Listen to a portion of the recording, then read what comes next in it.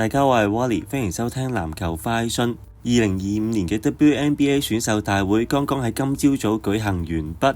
今屆嘅狀元係大家眾望所歸，嚟自 Connecticut University 嘅 Paige Bueckers。Paige Bueckers 現時為23歲，身高1.83米。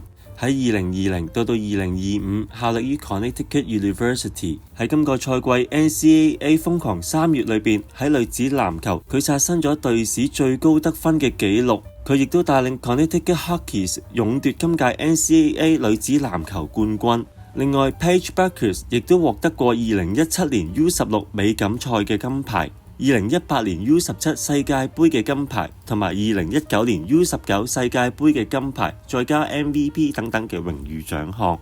喺 Paige Bueckers 效力於 Connecticut Huskies 嘅時候，佢出戰123場比賽，場均上陣32分鐘，攞到19.8分、4.7個籃板、4.6次助攻同埋2.1次偷波，投籃命中率更加係高達 53.1%， 三分命中率為 42.3%。